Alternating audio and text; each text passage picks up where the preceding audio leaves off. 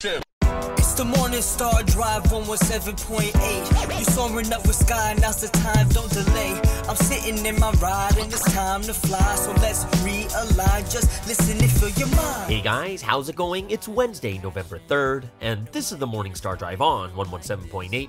We're on YouTube, so make sure to subscribe, follow us on SoundCloud, and make sure to support us on Patreon. So what is happening on this wonderful and wacky Wednesday? We've got current news from around the world. It is the word study on the background of 1 Corinthians, and health is happiness with Julius Miumo from Australia. All right, everyone, how are you doing? It is Wednesday. It's the middle of the week. It's a hump day. I don't know. It's something that we call in America and Canada. I'm not sure if you call it that in your countries, but it's that middle of the week. It is the hump day. Once you get over this, it's all downhill. So I'm really, really grateful and thankful we made it this far. We've gotten this brand new format with Wednesday messages and morning messages. If you guys haven't heard the news yet, Sunsteam's videos will be played 2 times a month for the Wednesday messages on the 1st and 3rd week of the month, and also in the pre-dawn for every Tuesday. But I'm very, very grateful and thankful that we're able to see his face once again. So I hope that all of us can get up and really be able to wake up to Sunsteam every Tuesday or every other Wednesday. So I'm really, really happy about that. I just want to remind everyone to keep liking and commenting. I want to hear from you guys and see how you're doing. Write your questions, request testimonies. But remember, the most important thing, the vision we have for this channel is to build a community, right? It's not about getting the most amount of likes. It's not about just trying to get as many comments so that this spreads, because it's only for members. So if anything else, we want to build a community where everyone feels safe. Everyone feels like they can just openly talk about things. You know, we're not talking about like the woke culture of I need a safe space. We're talking about a space where all of us can feel comfortable to say all the things we can't really say in our own churches, or maybe people might think that it's really bad for us to say that, but I hope that this can be a place, all of us, that vision we can work on together to build a place of transparency for all the different things that go on within this history. Remember, question and answer Thursday is tomorrow. I already got some questions coming in, so if you have any questions, please drop them in the comments or DM me also. Would love to help out as much as I can, and love to hear the different things that we're all going through together, right? Man, you know what? Isn't it kind of like, I was just thinking about this today. Isn't it crazy? Well, by the way, my jet lag is, I think it's almost done, because I feel much more fresh now than I did before. But I was going to say, it's so crazy that I was just doing podcasts in Vancouver like 5 days ago. You know what I mean? Like, our last podcast was on a Friday, right? Which means that it wasn't even 5 days ago. It was like Saturday, Sunday, Monday. Yeah, it's like 3-4 days ago. I was in Vancouver doing a podcast, and already this week I'm in Malaysia. It's really amazing how we fly and we can like go be carried like thousands and thousands of kilometers away in a few days, like in just a few hours. And the biggest thing that's kind of messing me up right now is basically the time zone and the change in the time I do the podcast. Because in Vancouver, because we're 15, 16 hours behind, I was able to record the podcast like until the moment it's supposed to come out, right? But now that I'm actually in the time zone I'm supposed to be, to actually do it live or to do it at that time, that means I would have to be doing this at 5:30 in the morning, because that's when it comes out, right? Each day. So I have to record it a little bit earlier, but it warps my schedule. It really does, because now, in the past when I was in Vancouver, wake up in the morning, do pre-dawn, go exercise, come back, eat my breakfast, and then I just drive away on this podcast. And now it's a bit different, because I'm not doing my podcast till later in the afternoon. And I wake up, I do pre-dawn, I go to a cafe, I do my work, prepare for the podcast, I do other different works I have to do, of course, checking out my luggage to see if they found it. And update is, they still haven't traced my luggage yet, which I don't think they're actually going to find ever. But super grateful and thankful about this. And but it's just a little bit later, so I'm just trying to adjust to this podcast schedule. So I'm going to see how I'm already getting used to it, but it's just not easy in the very, very beginning. All right, so there's 2 things that happened to me yesterday. All right, and it just made me think. Like, I'm gonna tell you guys just what happened. So the first one is, there's a dog in this house. I have my roommate. You saw it in my Instagram. It's a Shiba Inu, right? And I was home alone, and I thought to myself, I should take this dog on a walk. But little did I know is that dogs are not allowed in this apartment. right? And I go outside with the dog, and all the security guards are like, no dog, no pets, no pets. I'm like, oh my gosh, kind of thing. How am I going to take this dog back up? And they were all watching me like a hawk. So I'm walking here and there. Don't know if I can ever get back into even do this podcast. I was exhausted when it came time to do my podcast. And I was like, what do I do? And I had to sneak around, go through the stairwell, and I finally get into the house. And then like 10 minutes later, the security guards come to the door, ringing the doorbell like 20, 30 times. And I was just like, oh, it was so stressful. And I was like, man, like this is, why is it like this? Like, so I was just like, if that wasn't stressful enough, later in the evening, I get pulled over by the police. And the reason is, in the car, you have those stands to put your phone on for like navigation and stuff. The car I'm in doesn't have one, so I'm holding it in my hand. They pull me over. It was really weird. Like, the police couldn't speak English.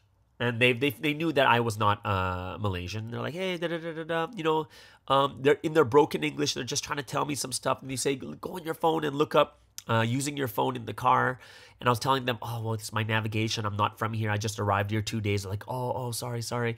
And then, as we're talking, the fine is something like 1,000 ringgit, which is like $250 US, right? I'm like, whoa, this is crazy. And like, oh, you need to go to court or it's up to you. I'm like, what? It's like, up to you. I'm like, what do you mean it's up to me? They're like, oh, you can go to court or it's up to you. I'm like, well, if it's up to me, I don't want the ticket. They're like, no, up to you. I'm like, I have no. And then they're like going, how about you call your friend who's Malaysian and then they can, we'll talk to them in Malay and then they'll tell me what the real situation is. And crazy thing is my phone is only data and it can't even do voice chats. Right? Because I have, but I got that on my phone now, but can't do voice chats, anything. I'm like, what the heck is going on? And then finally, they just kind of gave up and said, all right, go home. I'll send some. He just said some stuff about I'll send the ticket another way or whatever it is. And I'm like, what? He gives me my license back, and he just leaves, and I leave. And I was like, what the heck is going on? And, I didn't have my international license on me either. I didn't have my passport on me. And he's like, oh, that's 2 tickets right there. I'm like, oh, okay. And I'm just kind of like, okay. And in the end, I just got away with it. Like, because it was just too much of a hassle for them to go through this. But later I found out what they meant by up to you is they can give me the ticket or I can give them some coffee money. Like give them like, $20 or something like that where they can just, like, oh, okay. So I was just like, oh, so they, they'll take the bribe, right? They'll take the bribe instead. I was like, oh, okay, that makes more sense. But the way they were saying it just didn't make sense to me. But think about it. I lost my luggage. I almost get locked out of the house, of the apartment, because, I can't have a dog. And I took him for a walk when I shouldn't have. I didn't know, though, right? A police pulls me over. I'm just like, I'm just like, what is going on? And here's the thing. Of course, being in this history, we're trying to look for what God is trying to say to us. And I'm thinking to myself what does this all mean? Like, my luggage is gone on top of all these things. And I'm praying about this, at the pre-dawn time. And of course, I'm going to just be honest with you guys. The first thoughts are always negative. Is that the same with you guys? You can comment below if that's the same with you guys. It's like once these things happen and it's kind of like not a positive thing. Like I didn't win money or anything like that, but I was like, what the heck? And then I was just like, what am I going to do here kind of thing? And eventually in the end, at the beginning, I was just like, oh, does that mean that I'm going to get caught for something? Is God trying to say that I'm going to get caught? Like I was thinking of all these bad things first. And then I thought to myself, wait a second, why am I thinking so negatively? Like, why do I have to assume it's always negative? And then I thought to myself, you know what? I am so thankful to God that he helped me through it. Like I didn't get the ticket. It was the perfect circumstance where my phone only had data. It was a perfect circumstance where, I was driving someone else's car and then the police couldn't speak English. Like everything was just so perfectly made that I was able to get through it. And I was so thankful. And then today I went to go get, those accessories to put onto the car so that I could put my phone there without like holding it in my hand. So I got that done now. So I don't expect that problem to happen. And for me, I was really, really careful. Like I don't want to speed or anything else. I just want to, drive comfortably. And it was so weird that I got caught for that. And I had no idea that I was doing that because I'm like, I don't know how to get to my house kind of thing. Cause I haven't been in Malaysia for so long and I'm living at someone else's house I've never been before. Right. So, I in the end, I was like very, very thankful. that, being a foreigner in a country and maybe the language might be a little bit different, even though I speak English, I could get taken advantage of instead. But I'm really, really grateful and thankful that God was able to help me through it. So I was more thankful for this. And, that's why I kind of brought up that the poll about mental health. How's your mental health doing? And it's so easy to think negatively. It's so easy to think in the worst possible case scenario. But I realize more and more, like, yeah, this is important for all of us. It really, really is. And I'm really hoping that all of us here will kind of take care of our mental health, find people to talk to. But, go ahead, write in the polls. A lot of people are already writing in those polls. And the great news is about 84% of the people are in a level of stress and difficulties that they can handle. 45% are struggling, but they can deal with it. So that's good news. And normal levels of stress is 39%. So those two are the two biggest right now. But of course, we do have other people that are struggling with like mental illness and such. And I think it's something that we need to pray for people, and something we need to just reach out to people and see how they're doing, because no one really knows, right? So I'm thankful for you guys just really supporting and going through these and doing these polls. I think it's something that's awesome that we can talk about these things too. And if I were to be even more honest right now, I would love for someone to be able to,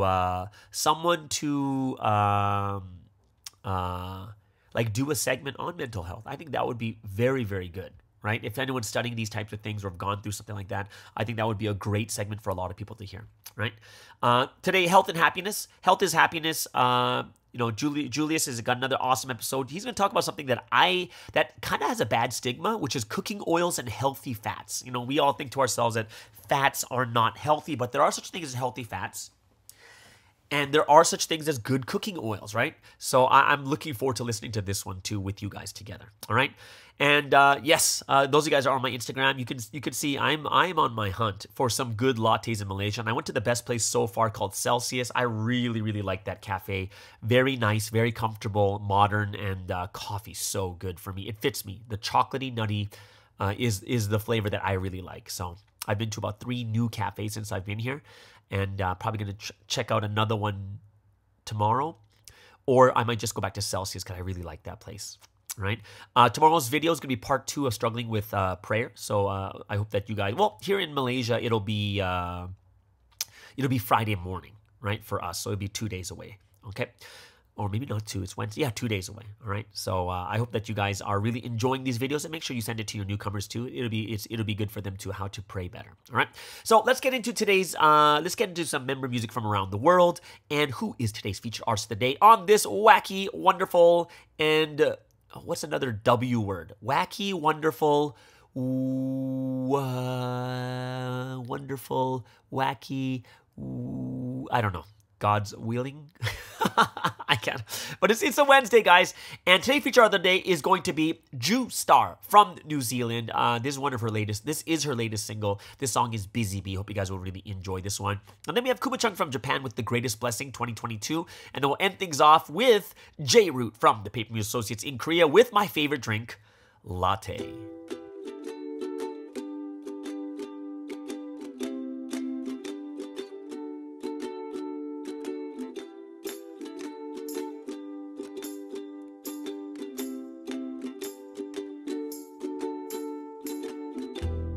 The bumblebee bee is too busy to cry, buzzing away, looking for a flower to duck and hide, a worker or a queen.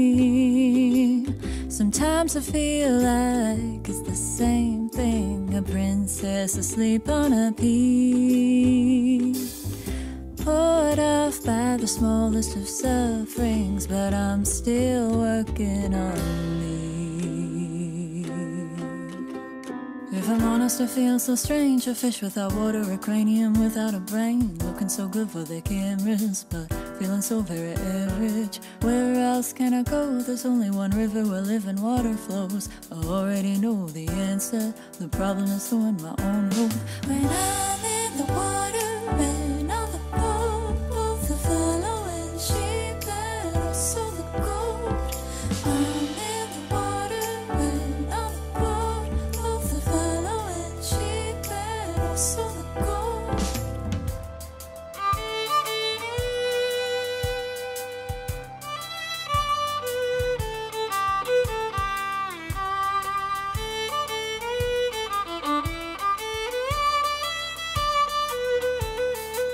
high. If I'm honest, I like routine. Like to go swimming and slip in cups of tea. Like seeing blanks in my schedule and filling them with my own woes. Now I'm overthrown, and all around me are the people who can't do wrong. I smile and try to let it go. The problem is giving myself hope.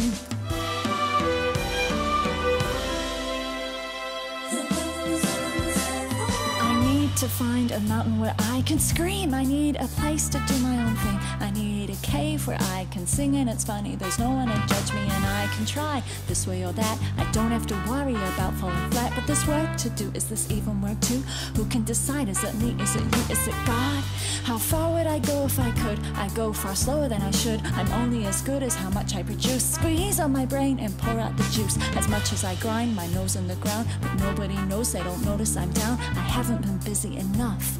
I'm floating too far off. I'm in the water and on the floor. Both the following shake and so gold. I'm in the water and on the floor. Both the following shake and so gold. Eyes are looking over my shoulder. Hands on my neck, stares, gets colder. Eyes are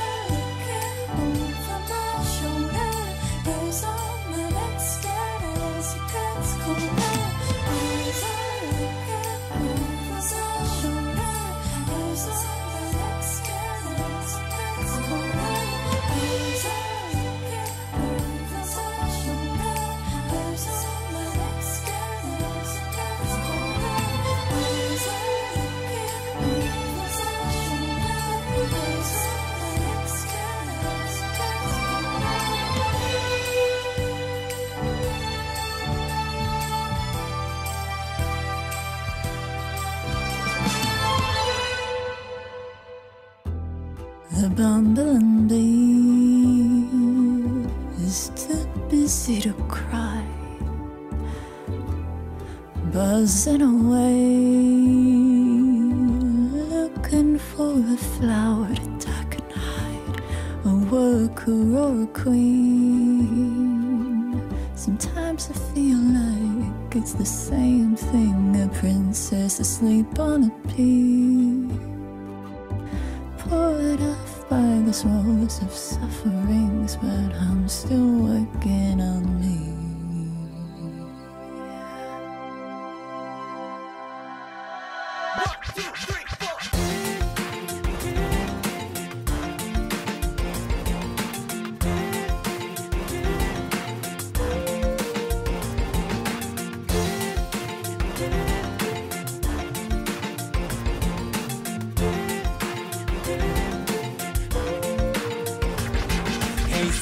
もう終わり令和の時代成長下から戦う時代うまくいかないうまくやれないことが多いけど決して諦めないあれから7年の月日が経ち巻いた種は少しずつ芽を出し今すべて捨てられざらいあなたに告げて Be alright どんなに険しい道のりでも果てない壁に阻まれても It's fly away Fly away, yeah 天敵拡頂上目指す観難の波が押し寄せてもこんなに愛が溢れてるから立ち上がれ立ち上がれ、yeah 一人じゃない It's your love 最高の祝福得る時代愛そうこれからの未来に期待世界はまだまるで瞑想未来永劫したくない戦争この時代に訪れた平和最も大きな愛をくれたメシアただ確信してずっと愛そう感謝が溢れる死の栄光どんなに険しい道のりでも果てない壁に阻まれても It's fly away Fly away, yeah 天敵拡頂上目指す観難の波が押し寄せてもこんなに愛が溢れてるから立ち上がれ立ち上がれ、yeah 一人じゃないパーフォラ主の愛とその恵み忘れないで御言葉を行って御言を通し全てに勝って主の軍隊となり黄金の城へ前進する主と共に溢れる祝福をくださった惜しみなくくださ主に感謝する永遠に主のそばで生きられる夢ではない現実主を愛します最高の祝福をくださった心は天国です感謝します主と輝く歴史なそう私を使ってください愛してます愛してます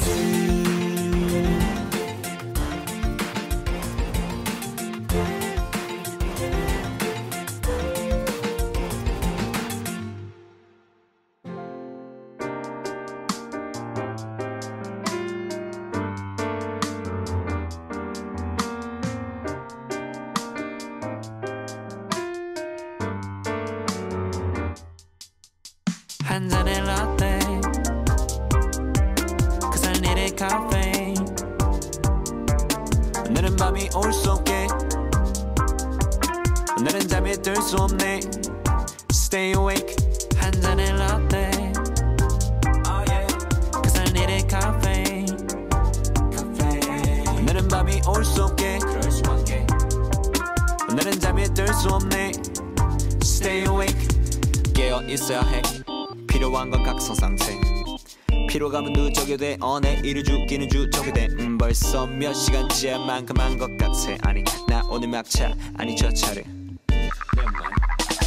Sweet little bit Sweet little bit Sweet little bit 쓴 거 싫으니까 쓴 거 싫으니까 Give me a minute babe Me a minute give me a minute babe 짙은 밤 하늘에 Milky Way 한 잔의 라떼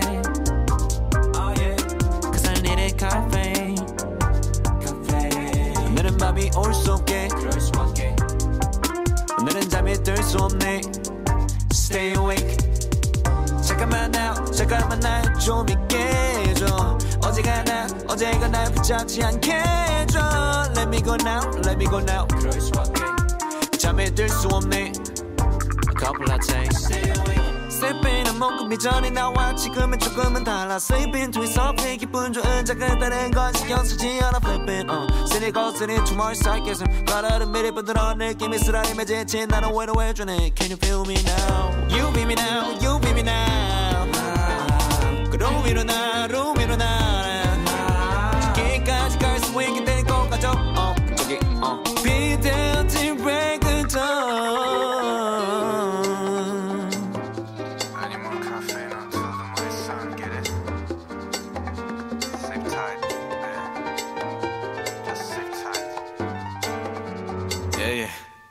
나 때는 말야 입내지만 너 화면이 쌓여 피묵은 닮은 생고 밤을 새봐도 쌓이는 problem 빙빙 도는 내 몸 뻥 뚫린 내 홈 몇 번을 해너 봐야 했어 다짐에 이게 마지막 no 한 잔의 라떼 그 산일의 카페 오늘은 밤이 올 수 없게 오늘은 잠이 들 수 없네 Stay awake 잠깐만 날 좀 있게 해줘 어제가 날 붙잡지 않게 해줘 Let me go now Let me go now 잠에 들 수 없네 A couple latte Stay awake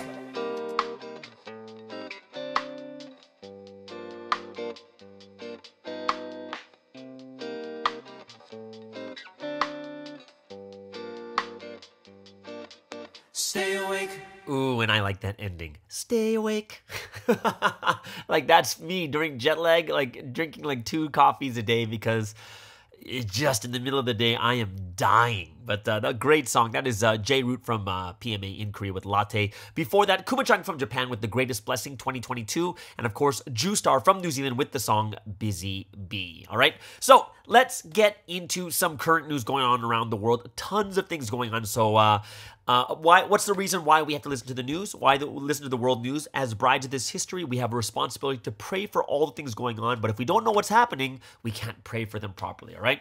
So, top 3 reasons why we, as the brides of this history, have to watch the world news. Number 1, see what we need to report and pray for. 2, see what God is doing. And 3, what are the things we can comfort God's heart in? So let's start off with Russia and the Ukraine. So, I think yesterday we talked about Russia no longer going to be protecting the grain shipments from the Ukraine. They're coming out of that deal, but grain ships are still leaving the Ukraine ports despite Russia pullout. Ukraine says 12 ships loaded with grain left its Black Sea ports on Monday despite Russia's withdrawal from a key deal facilitating exports. A senior Ukraine official said one of the vessels with 40,000 tons of grain was for Ethiopia, who faced the real possibility of mass starvation. Ukraine earlier accused Russia of blackmailing the world with hunger. Moscow pulled out from the deal after a drone attack on its Black Sea fleet in the annexed Crimea Peninsula. The Kremlin blamed Kyiv for Saturday's attack, saying the Russian side cannot guarantee the safety of civilian dry cargo ships. And on Monday, President Vladimir Putin said Russia was suspending but not ending its participation in the deal. Kyiv has not admitted responsibility for the attack, saying Moscow had long planned to abandon the internationally brokered deal and use the attack as a pretext to do so. After Russia invaded Ukraine in February, its navy imposed a blockade on Ukraine's Black Sea ports, trapping about 20 million tons of grain meant for export inside the country, along with other food such as maize and sunflower oil. In a tweet, Ukrainian Infrastructure Minister Alexander Kubrikov wrote that the 12 ships left Ukraine's ports earlier on Monday. Russian President Putin's spokesman warned that it would be too risky for Ukraine to continue exporting grain. The Russian withdrawal from the deal has been condemned by the U.S., who said Moscow was weaponizing food. The EU's foreign policy chief, Josep Borrell, has urged Russia to reverse its decision, saying jeopardizing the export of grain and fertilizers would impact the global food crisis. The Russian ambassador to the U.S. has rejected accusations that his country was exacerbating a global food crisis, saying it was unfair to criticize Russia. The agreement was personally negotiated by the UN Secretary General and celebrated as a major diplomatic victory that helped ease a global food crisis. But Russia has complained that its own exports are still hindered and that most of the grain had been sent to wealthy nations. Some food has gone directly to the poorest countries in the world, and some has been shipped to countries where people are at risk of starvation under UN humanitarian relief programs. However, UN figures show that the bulk of Ukrainian food exported in the last 3 months has been going to Spain, Turkey, Italy, China, and the Netherlands. Ukraine and Russia are the world's major grain exporters, and millions of people in poor countries around the world rely on the two countries' supplies. So, wow. They're kind of ignoring that Russia pulled out, so we could be hearing some more news that was since Monday morning, so it's already Wednesday, which means we could be hearing some more news that some of these ships have gone down. That's possible. That's possible, or that Russians have taken over their ships too. In other news, we heard about the Brazil elections yesterday, how Lula won the election, but as yet, Bolsonaro is yet to concede after Lula's win. More than 17 hours after Brazil's electoral chief declared Luiz Inácio Lula da Silva the winner of the presidential election, defeated incumbent Jair Bolsonaro has yet to concede. The far-right president is said to have gone to sleep after he narrowly lost to his left-wing arch-rival. His silence is raising concern that he may not accept the result, and he has in the past cast unfounded doubts on the voting system. Combative statements from Mr. Bolsonaro in the past, such as that only God could remove him from office, means there is a tense wait for him to appear in public. Brazil's Superior Electoral Court announced that Lula had won the runoff of the presidential election just minutes before 8 p.m. local time on Sunday. And with all the votes counted, Lula had 50.9% of the valid votes against Mr. Bolsonaro's 49.1%. In his victory speech, Lula touched on the political rift running through Brazil, which further deepened during a bitterly fought and often acrimonious election campaign. He said, "This country needs peace and unity. This population doesn't want to fight anymore," he said, promising to govern for all Brazilians and not just for those who had voted for him.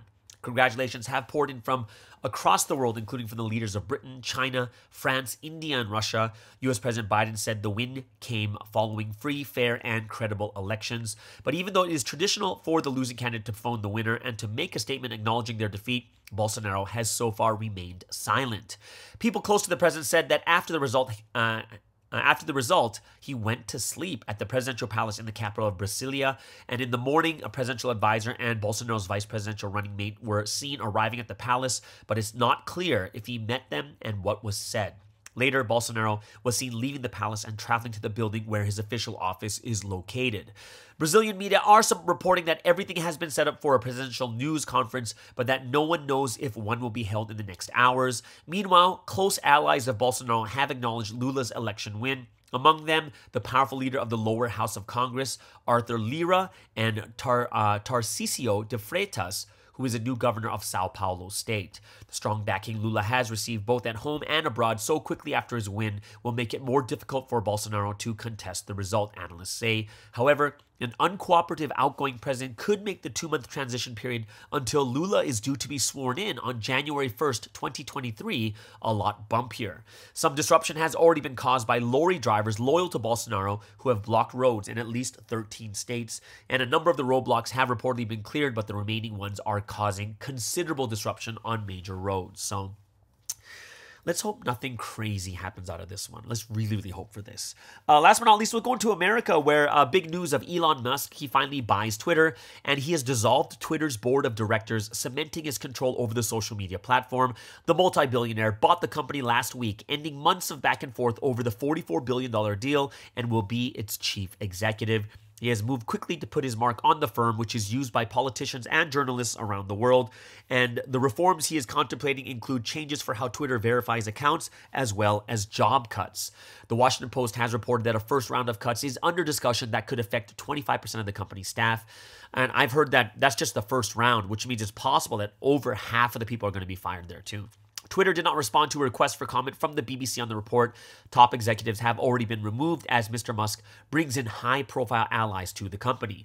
Twitter co-founder Jack Dorsey has rolled his entire stake of 18 million shares worth almost $978 million at the buyout price of $54.20 into the new private company, according to a filing with the U.S. Securities and Exchange Commission on Monday. Dorsey, who left Twitter's board in May, supported Musk's purchase of the firm. So we're going to see a lot of changes happening there, and I think it's good because paying for that verified check, I think, is also a very, very good thing when it comes to not having so many fake accounts, because I believe you just get it automatically if you hit 10,000, right? But I do believe a ton of bots are going to get rid of, like, some people are saying up to 80% of the accounts are bots, which is crazy, right? Either way. So there it is, guys. The top 3 news, world news going on. So I hope it helps you guys and forms your prayers in a better way.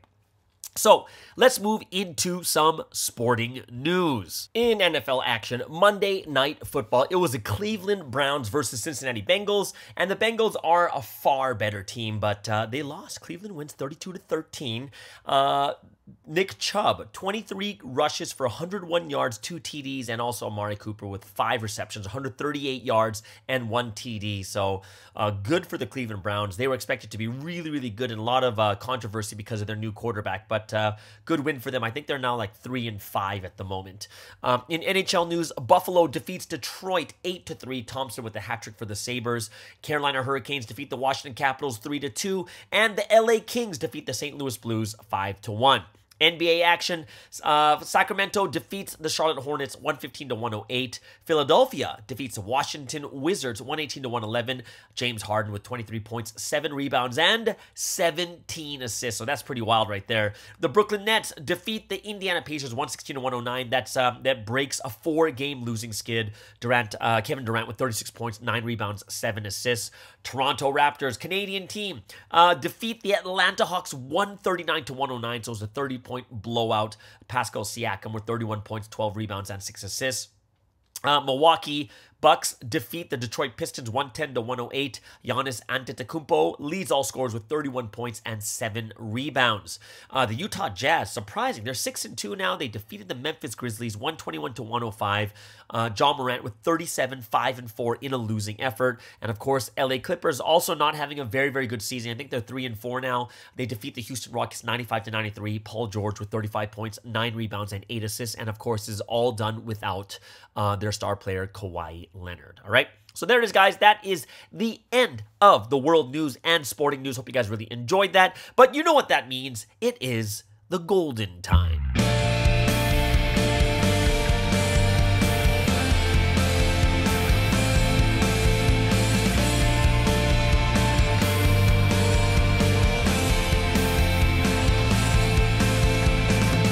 And this is the golden time, a time of praise and worship to the Holy Trinity. Hope all of you guys are looking forward to giving glory to God and the Holy Spirit. So, what are we going to be praising today? We're going to start with We Are Confident, and then Let's Rise Up, and then we'll end things off with Let's Overcome the World. So, as one body of the Morning Star Drive, let's spend this time giving praise, honor, and glory to the Holy Trinity.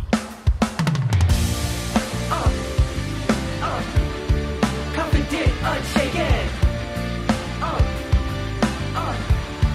We are proud, unwavering. Confident now. We are so proud. Hey, have you caught a vibe by now? Our clock is ticking, the hands of our clock keep on moving, they never stop.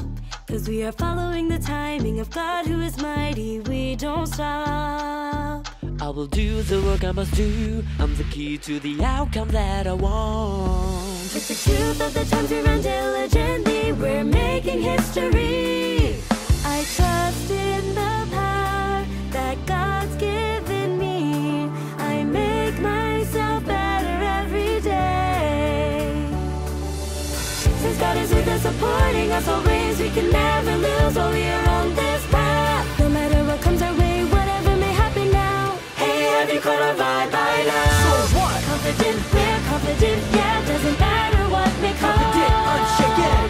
Confident, we're confident, yeah, come what may, we'll stand as We one. are proud, unwavering. Confident, unshaken. Confident now. We are proud, unwavering. We are so proud. Confident, we're confident, yeah. Hey, have you caught a vibe by now? So what? No matter what happens, we'll turn tables and we'll climb. Grab the time, fix our minds, fix our contradiction, we will shine. We'll shake it up just like a sneeze, say God bless you. If there's obstacles to block our way, we'll step right over. Ha ha. Gain momentum, don't tremble, moving forward, just one more step, and now we're going forward. We're following the time, we follow God how we come together, we're stronger. And like heaven, I am established, firm and shaken. And just like the sun, the will of God is never stopping. Like a backpack, God has my back, He's with me, so I'm safe. I'm so confident, I have dignity, whatever it may be. I'm ready to face with energy, battery charged up. I'm set up with the Lord, I'm confident, we're winning. Game, set.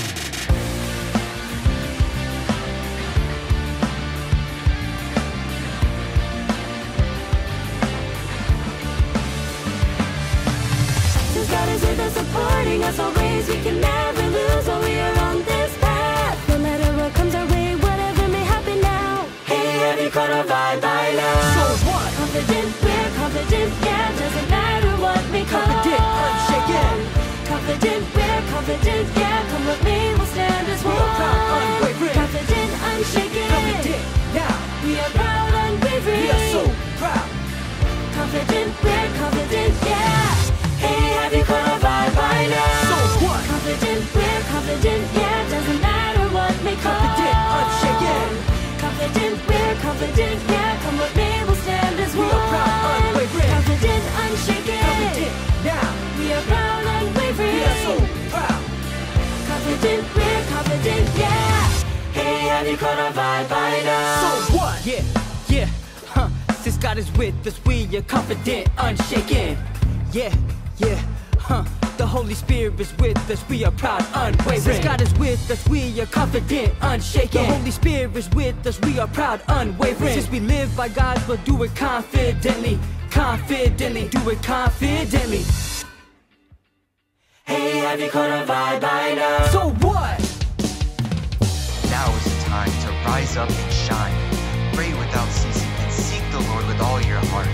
The army of God must rise and stand up against the dark forces. Prepare yourselves completely and know that the battle has already begun. If you don't stand up and fight, then who will? God has called you to shine and make this history happen. Are you ready? Let's go!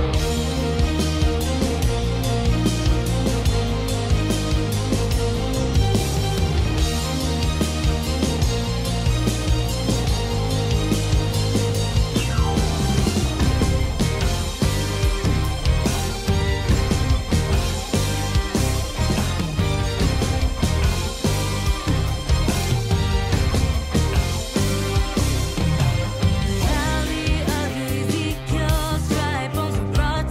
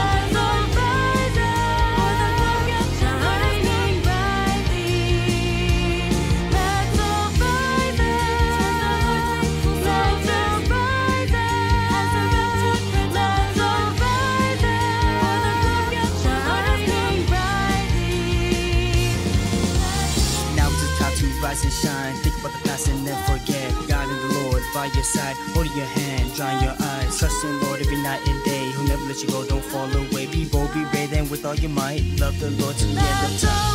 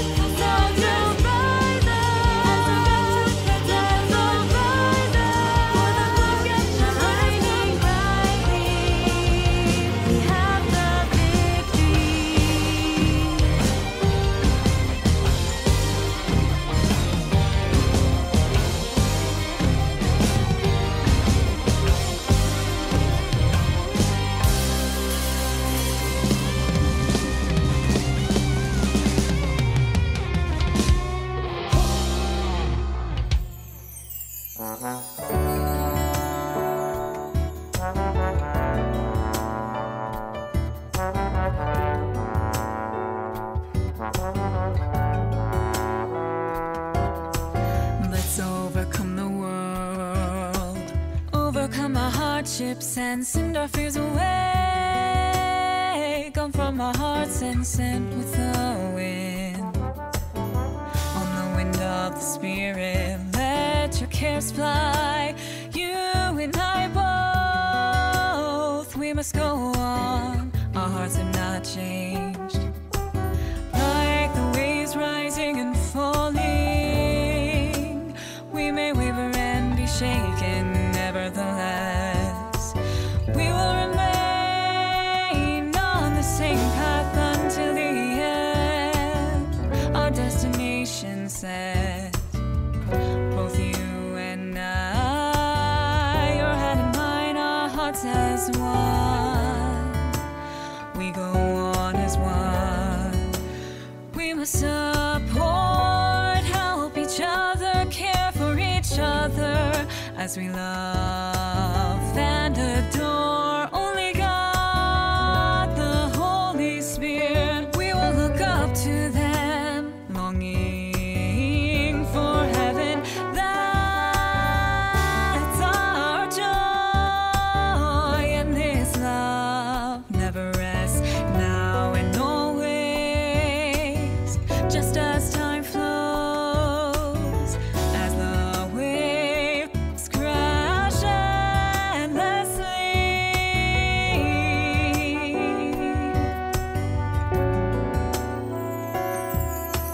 Let's overcome the world, overcome our hardships and send our fears away.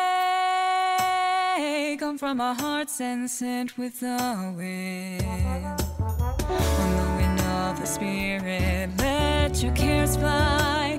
You and I both, we must go on. Our hearts have not changed.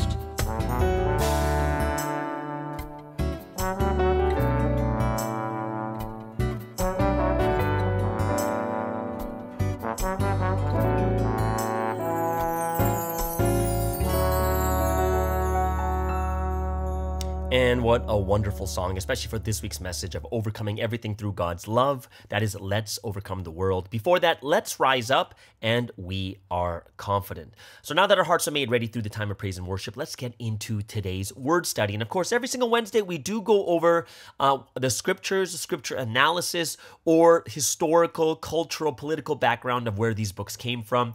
And last week was 2 Corinthians, and today, this week we're going to go over 1 Corinthians. And, some of us might think like, oh, is this really necessary to learn the historical background? And I'm going to tell you right now, learning the context of where this book came from, what questions it was trying to answer, will help us to interpret it much better and understand like, oh, this is where it's coming from. So a lot of these books in the Bible are going to be reactions or answering questions from someone reporting what is happening from that area. And of course, we're going to the church of Corinth. Now, Paul was intimately and heavily involved with the church in Corinth, and he had led in its establishment and kept in close touch with the church, and was now writing in the face of pressing needs. And we do need a thorough knowledge of the circumstances which preceded and called forth this book, and it'll help us to interpret it much better. So let's first start off with, what is the city of Corinth? What was that city like? All right. So ancient Corinth had headed the Achaean League during the Hellenistic period. Of course, it's talking the time where it was very influenced by the Greeks.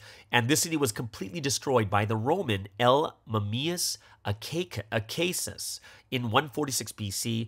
A century passed before it was finally rebuilt, probably under the direction of Julius Caesar. The city lay on a narrow strip of land between the Corinthian Gulf and the Saronic Gulf.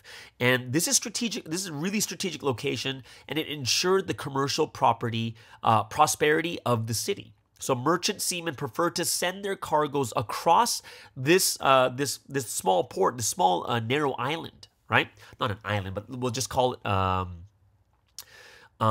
it's kind of a narrow strip of land, right? And it's between two gulfs, right? And people preferred to send their cargoes through this isthmus to making the long and perilous journey around the tip of Greece, right? So it was much, much faster and safer. Smaller ships were taken across the isthmus by means of a ship tramway with wooden rails, but the larger vessels, which could not be handled in this manner, were unloaded, and the merchandise was transferred to other ships across the isthmus.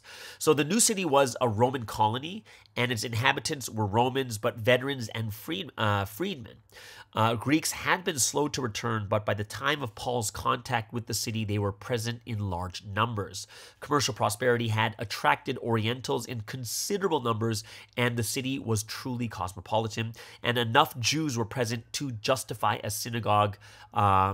And some people have written and described the city as a compound of Newmarket, Chicago, and Paris, with perhaps a bit of like Port Said thrown in, right? So the exact population cannot be determined, but the estimates run from around 100,000 to 600,000 people, and it was a teeming city made up of permanent residents of many nationalities.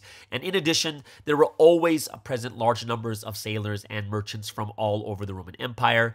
Corinth never became the intellectual center that Athens was, but it had distinguishing characteristics of its own. And just outside the city, the Isthmian Games were conducted every 2 years. Athletes from distant parts were attracted to these games, which were conducted even during the century that the city lay in ruins. So Corinth was strategically located, and it was a hub whose spokes radiated in every direction. Any movement which gained a footing here could be assured of a hearing in surrounding districts.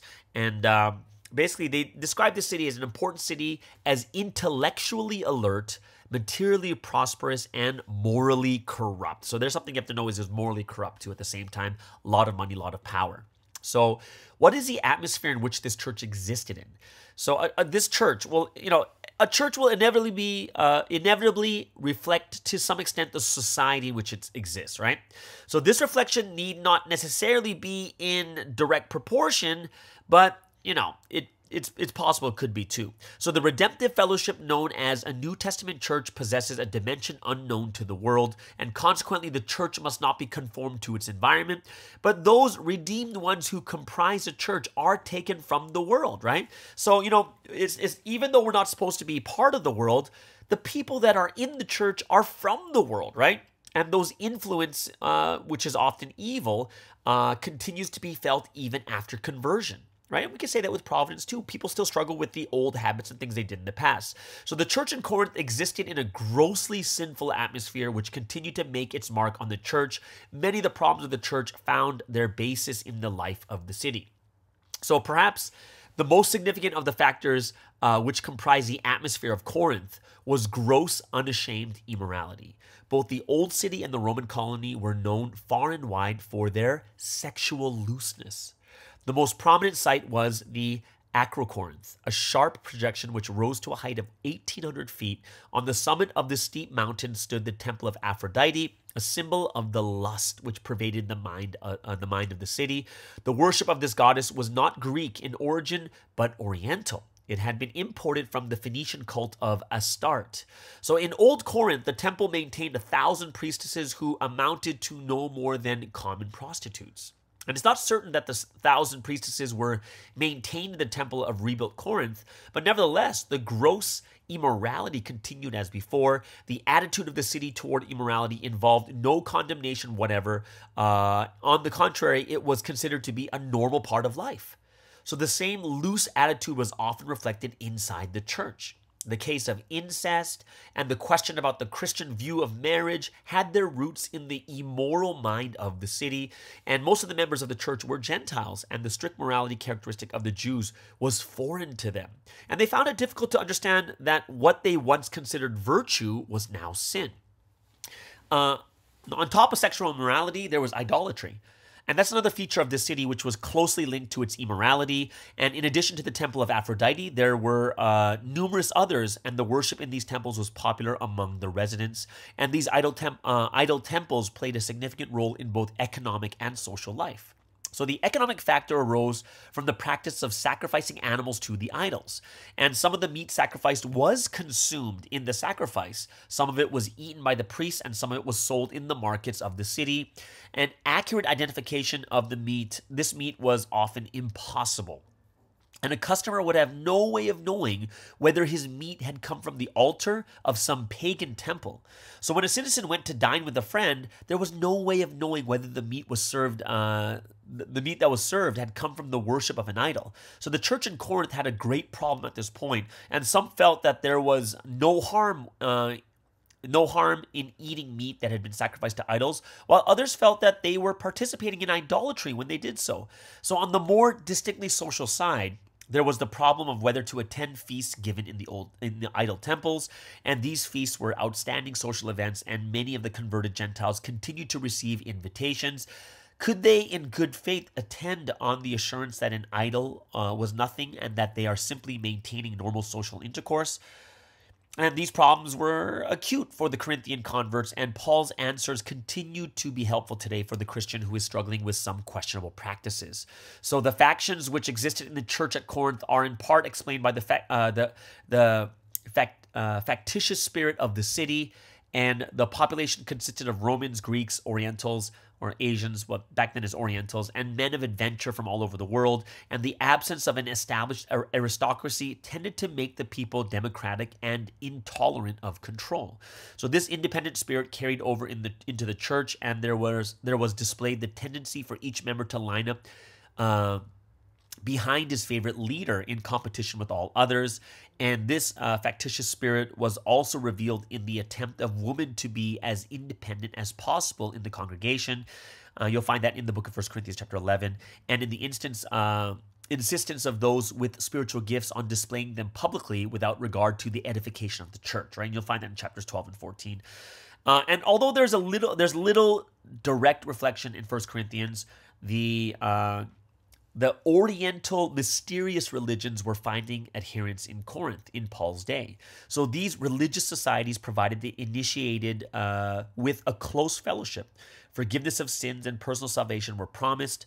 The longing which these mystery religions filled was an indication of the spiritual hunger of the time, and the official worship was no longer satisfying, and something more personal was being sought. So especially popular among these mysterious like Oriental cults and the Isis cult, one which extended religious equality to women. One of the problems of idolatry involved the question of a Christian's attendance at the religious meals of Dionysus, Serapis, and other deities. So these religious societies doubtlessly offered some degree of preparation for membership in a Christian church. Corinth was the most prosperous city in all of Greece, and as a trading center, it ranked with Ephesus and Antioch. Commerce flowed in every direction, and there were abundant signs of wealth. However, not everyone shared in this wealth, and there was a great gulf between the rich and the poor. Slaves and freedmen were both present in large numbers. The church in Corinth reflected the population of the city, and there were contrasts in its social and financial standings. Paul indicates in Romans 16:23, right? This was written in Corinth, that his host was Gaius, probably a man of some wealth. And this same verse indicates that Erastus was the city treasurer. And some of the church members were engaging in litigation and attending private banquets, a situation which indicated that they were men of means. And on the other hand, although there were some members who possessed both money and position, the majority of the believers came from the lower social classes. And you can see that from 1 Corinthians chapter 1, verse 26, right? So another factor from the atmosphere of Corinth which made its impact upon the church was the intellectual climate. So there's difficulty involved in classifying the climate because it consisted of many diverse elements, and here was an amalgamation of Roman, Greek, and Oriental life. And of course, Greek cities, the least Greek, it was at this time the least Roman of Roman colonies. And although Corinth was not the intellectual center that Athens was, the Greek mind was still felt there. In Athens, Paul had been ridiculed because of his preaching of the resurrection. The Greeks considered matter evil and spirit good, but consequently, they held that a resurrection of the body was repugnant.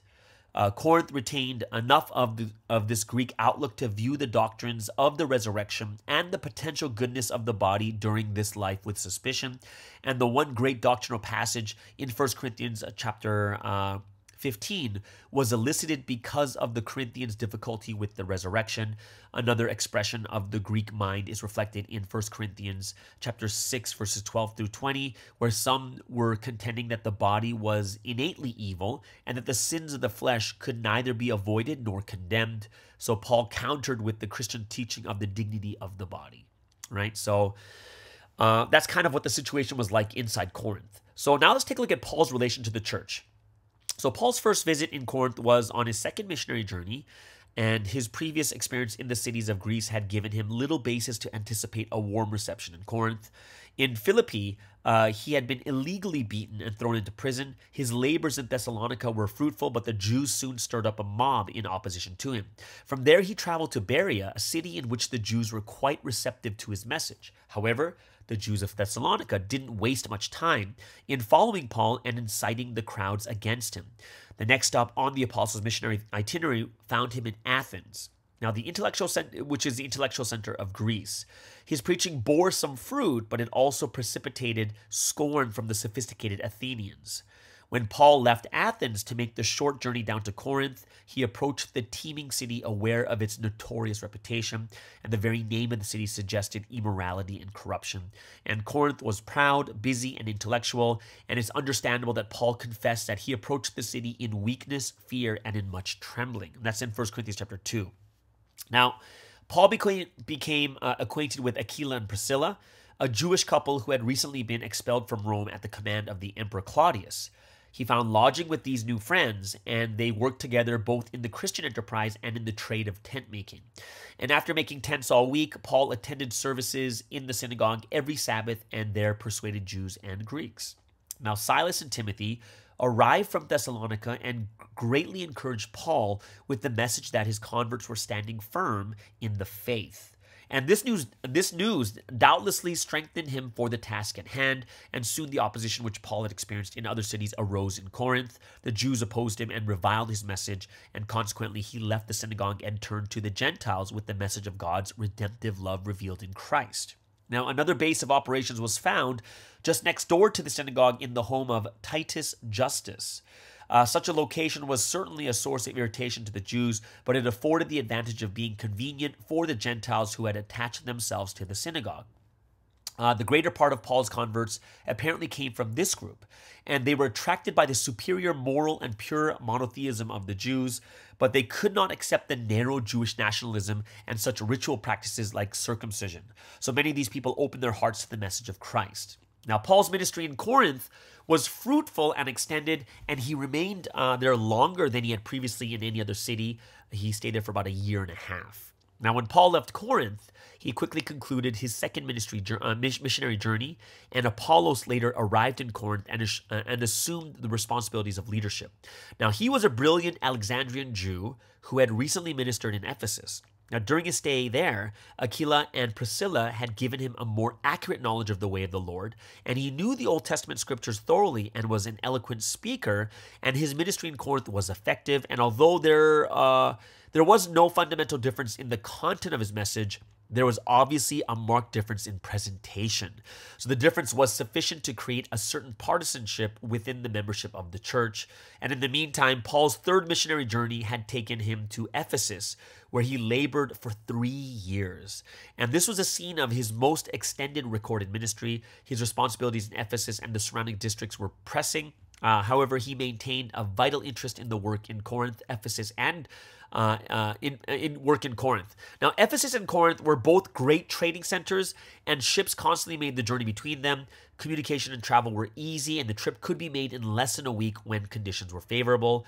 And Paul's subsequent relations with the church in Corinth involved several visits and a number of letters. So an enormous amount of conjecture has been expended in the effort to reconstruct this relationship chronologically. And there's not sufficient evidence in hand to arrange these events in order with certainty. So apparently, the previous letter mentioned in 1 Corinthians 5:9 is the first in this series. We talked about this last week too. There was 4 letters altogether, right? So there was a letter before 1 Corinthians, right? And that is the first in this series of contacts with the Corinthian church. Very little knowledge is available concerning the circumstances of this letter, and Paul simply indicates that the Corinthians had misunderstood his admonition to have no association with immoral men. Now, all trace of this letter has probably vanished, although some scholars feel that a part of it is preserved in 2 Corinthians chapter 6, right? And the letter had been misunderstood, and Paul's teaching in 1 Corinthians superseded it. Consequently, its preservation was not essential. So next, Paul received news from Corinth by the household of Chloe. Several factions had appeared in the fellowship of the church, and they were menacing its life and ministry. So subsequently, the Corinthians themselves wrote Paul a letter and requested his advice on a number of problems, right? You'll find that in 1 Corinthians chapter 7. Paul responded to the news brought by the household of Chloe and to the questions sent by the church with the letter we know as 1 Corinthians. So the situation in Corinth did not clear up after the writing of 1 Corinthians. Rather, it continued to deteriorate. The exact nature of the continuing difficulty is not apparent. At least it involved a denial of Paul's authority and possibly some of the problems dealt with in 1 Corinthians. Paul felt it necessary to interrupt his ministry in Ephesus and to pay a brief, painful visit to Corinth. And some scholars have placed his visit before 1 Corinthians. Such a chronology can best be defended if the painful visit is placed before the previous letter referred to in 1 Corinthians chapter 5, verse 9. So the lost letter probably referred to such a visit and made any mention of it in 1 Corinthians unnecessary. So nevertheless, it's more likely that the visit was made after the writing of 1 Corinthians. And in 1 Corinthians chapter 2, verse 1, Paul implies that he had made only one previous visit to Corinth, the one during which the church was founded. Now, if this inference is accurate, then the painful visit was later. So Paul revealed in 1 Corinthians chapter 4, verse 19, his intentions of another visit to Corinth to set matters straight, and these intentions were probably realized with the less fortunate visit, right? So Paul's second visit to Corinth was brief, painful, and apparently ineffective. The situation was not corrected, and after Paul's return to Ephesus, he felt the necessity of writing a severe letter of rebuke. That's all in 2 Corinthians. We heard about that last week. And the writing of this letter caused Paul considerable agony. Some scholars have felt that 2 Corinthians chapters 10 to 13 is a part of his severe letter. However, it is more likely that the letter was lost, right? So that would be the letter 3. So Titus was apparently commissioned to carry the letter to Corinth, returning by way of Macedonia and Troas to report to Paul. And Paul soon became so eager for news that he could not wait in Ephesus any longer. He advanced to Troas, hoping to intercept Titus, but the messenger was not found, and Paul continued his search into Macedonia. And here Paul met Titus and discovered to his great joy that the situation in Corinth had improved measurably. And he immediately wrote and dispatched 2 Corinthians, and later he left Macedonia and visited Corinth for the 3rd time. And during this 3rd visit, he wrote the book of Romans. Okay, so that's kind of like the situation we have right now when it comes to the book of 1 Corinthians.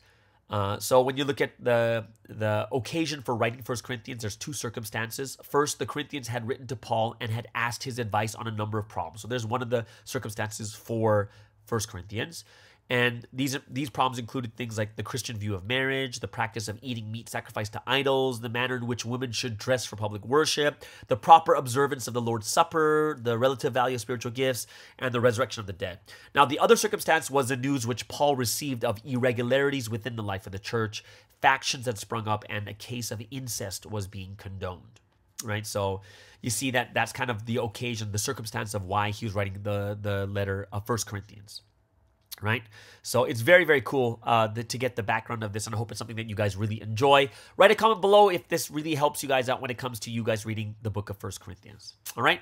So there it is, guys. That is the word study, the historical background of the book of 1 Corinthians, which leads us into the song of choice today on this English Wednesday. And today I'm going to play a song that I was inspired when I saw this commercial on YouTube. And it's for, I think, for Staples or some company that does signs. And the song was playing, old school song back in my high school days. This is from Ace of Base, and this song is called The Sign.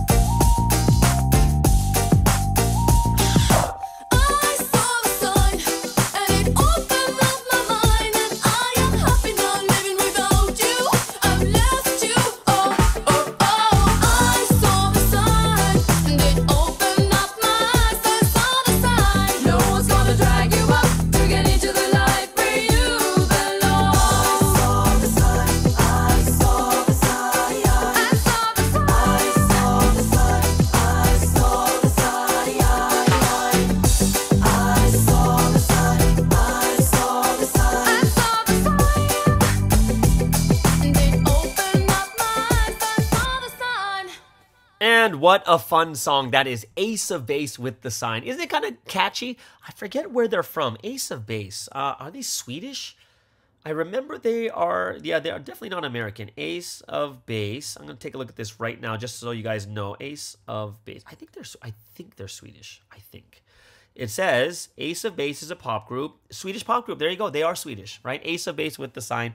They have a couple other songs that were really good from their first album, and I listened to it a lot too. So Ace of Base, The Sign. Hope you guys enjoyed that. Which leads us into the last section, the last segment for today on this wonderful Wednesday. And of course, every Wednesday, what are we getting? We're getting some health advice from Julius Miumo over there in Australia. And what is going to be the topic today? It's going to be cooking oils and healthy fats. So everyone, please enjoy this. Everyone, welcome Julius Miumo from Australia with Health is Happiness. Hi everyone, Julius here, and welcome to the Health is Happiness segment Here's where we discuss all the ways we can improve health for a happy life, both physically and spiritually. This is episode 15, and today we're going to do the final segment on this series on weight management. And today's topic is going to be cooking oils and healthy fats. Heart disease is a huge major leading cause of death in many parts of the Western world. For nearly a century, much of the blame of the prevalence of heart disease lay with saturated fat, a type of fat commonly found in meats such as beef, pork, and lamb, and in whole fat dairy products like cheese, butter, and cream. Yet despite the large public campaigns moving away from saturated fats, heart disease and obesity have gotten exponentially worse. We already talked about some of the key contributing factors, such as the staggering increase of the consumption of refined carbohydrates and sugars. While doing research, I found some interesting insights shared by Dr. Rhonda Patrick. She is a cell biologist and co-founder of Found My Fitness. I follow some of her work, which I found very useful. Some of the insights she shared are actually increasingly becoming more well known and shared among many people in her field. Here are some of those insights. So currently, the Heart Healthy nutritional guidelines recommend replacing saturated fats with unsaturated fats, based on the evidence that doing so reduces the risk of cardiovascular disease. Findings from a 2016 study suggest that these guidelines were established on incomplete evidence. The study drew on previously unpublished data from the Minnesota coronary experiment. The trial investigated whether replacing saturated fat with vegetable oils rich in linoleic acid, otherwise known as polyunsaturated fat, reduced coronary heart disease and death by lowering serum cholesterol. The authors of the recent study reanalyzed and unpublished findings and raw data from the MCE, using the hypothesis posed by the original research team. The analysis showed that the trials using vegetable oils rich in polyunsaturated fats lowered cholesterol in the study participants, but did not reduce risk of heart disease and death. Much of the confusion surrounding the saturated fat heart disease debate stems from these types of studies, from which the conclusions were drawn. Although the findings of a large meta-analysis published in the Journal of Internal Medicine indicated that there was no evidence to support the notion that consumption of saturated fat increased the risk of heart disease, the studies on which their conclusions were based were primarily observational. These types of studies can show an association, but not causation. Now, does that mean that we should all eat unsaturated fat as much as we want? No, but we will come back to that later. First of all, let's talk about unsaturated fats, and which we have been using more and more for the past century in place of traditional cooking oils. So what are these vegetable oils, and are they healthy? First of all, it's important to know that they are actually used everywhere, and chances are you're probably cooking with it at home. Most of the processed and packaged foods you find in the supermarket and the restaurants use this cooking oil because they're cheap and quite odorless. To list some of them off, we have canola oil, grapeseed oils, palm oil, sunflower oil, peanut oil, soybean oil. And to be frank, they're actually not really that good, especially when used for cooking. The process of squeezing out oil from these tiny seeds is a very intense refining process that involves very high temperatures, pressures, bleaching, and deodorization, which produces an end product that is not very natural at all. Now, these oils tend to be unstable, which means they are very easily oxidized when heated. Now, oxidation means reacting with oxygen. This is how metal rusts and meat turns brown when you leave it outside. These polyunsaturated fats tend to be high in omega-6s relatively to omega-3s. Post-processing, which promotes oxidative stress inside your body and causes a lot of inflammation. Chronic inflammation accelerates aging of the body and increases likelihood of certain types of cancer cells from forming.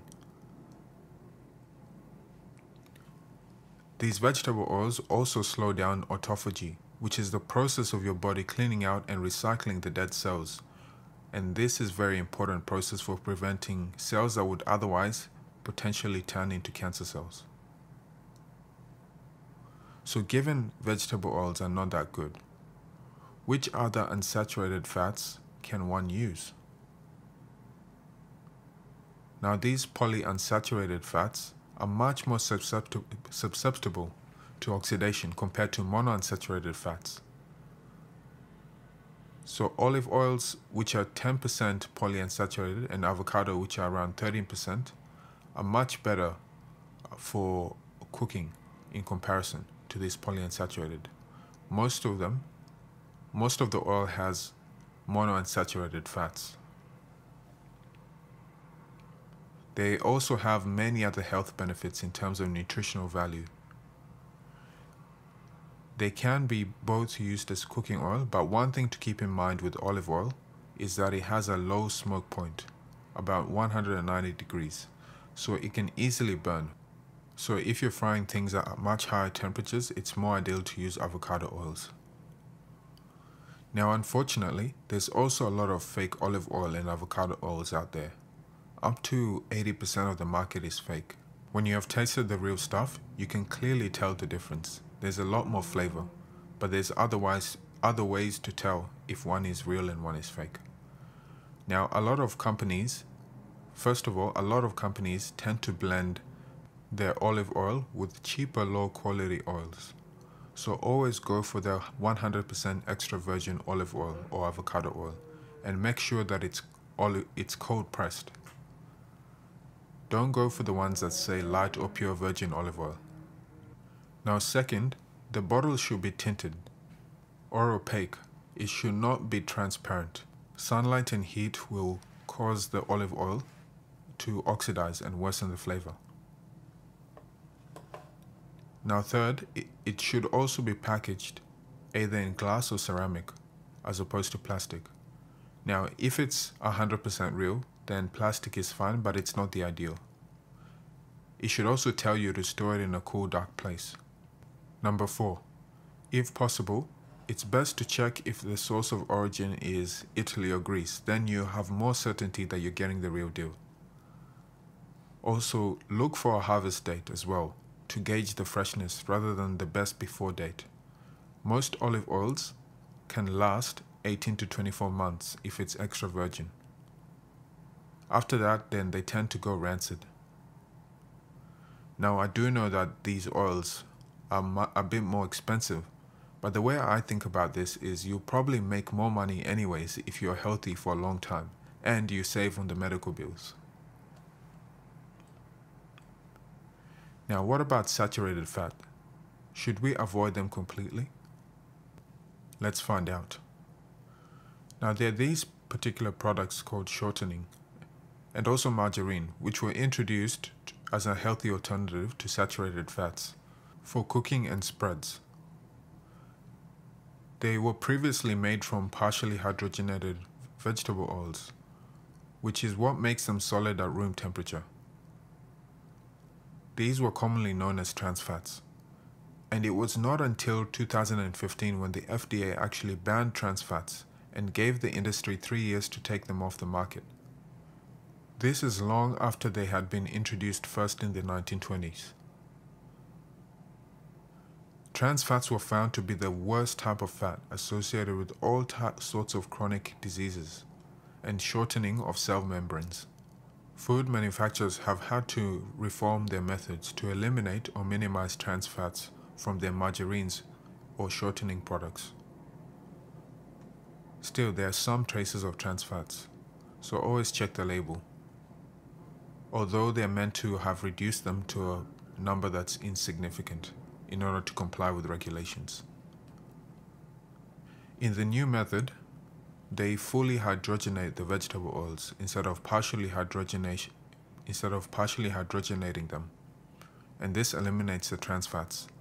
Then they mix them with liquid fat to make them spreadable, Otherwise, they would be super solid and you wouldn't be able to use it on toast, for example. Despite the elimination of trans fat, they're still mostly made from vegetable oils. So these products still undergo extreme processing, which strips out all the nutritional content while it's still being high in calories. We still need fats in our diet.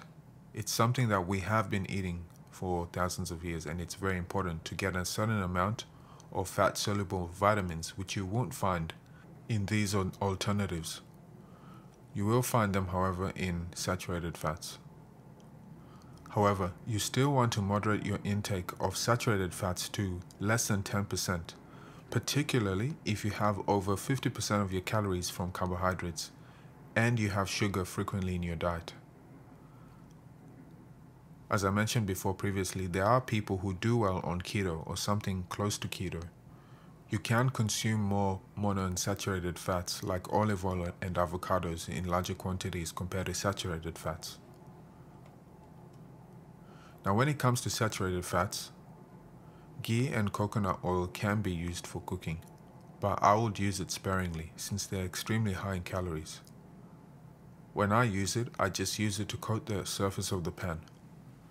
Ghee in particular is a true superfood, and it's a core ingredient particularly in Indian cooking as well as in their traditional medicine.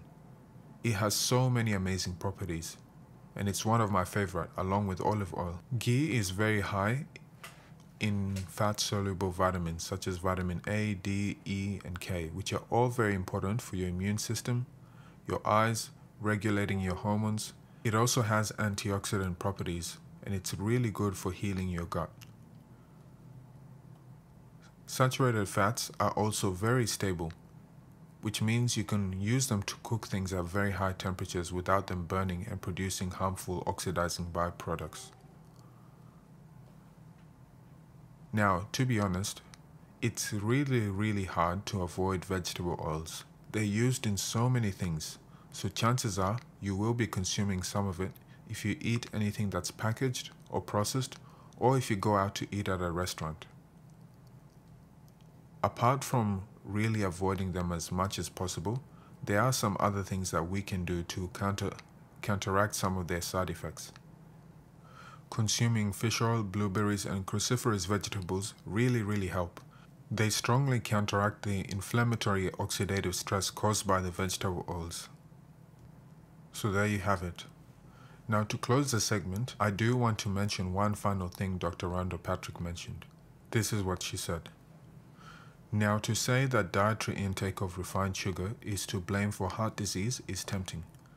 But the reality is that the way our bodies respond to food is also complicated by our genetics, microbiome, and lifestyle factors. Until scientists learn more about the role these different factors play, moderating saturated fat consumption and boosting polyunsaturated and monounsaturated fat consumption seems prudent for health. End quote. Now, when she says this, I do want to clarify. Consuming polyunsaturated fats does not mean in the form of processed vegetable oils and cooking with them. It means getting them from their natural sources like consuming nuts and fatty fish like salmon or sardines. So that's it for the final episode on weight management. If you'd like me to elaborate on any particular points or share some studies, please drop a comment below. Thanks for tuning in and see you next time. And thank you so much, Julius, for another wonderful episode, and it kind of eye-opening, especially because a lot of people look at fats and they don't like putting the word healthy and fats together. Is like an oxymoron, right? Because in the past we say it was so bad for us, but fat is something that we do need in our diet, right? So thank you so much once again. Wonderful episode. We are so thankful for all your hard work in doing this, and we look forward to listening to more and more of the health advice that you're giving, all right? So there it is, guys. That is Health is Happiness and the end of today's podcast. Hope you guys really enjoyed it just as I have. Everyone have an amazing and awesome Wednesday service, and we'll see you guys again tomorrow on the Morning Star Drive on 117.8. It's the Morning Star Drive 117.8. You saw soaring up with sky, now's the time, don't delay. I'm sitting in my ride and it's time to fly. So let's realign, just listen and fill your mind. I'm burning with desire and the passion. Nobody can stop me when I'm like this. I got my head in the zone, you know. I'm on the morning star drive, you know. I'm burning with desire and the passion. Nobody can stop me when I'm like this. I got my head in the zone, you know. I'm on the morning star drive,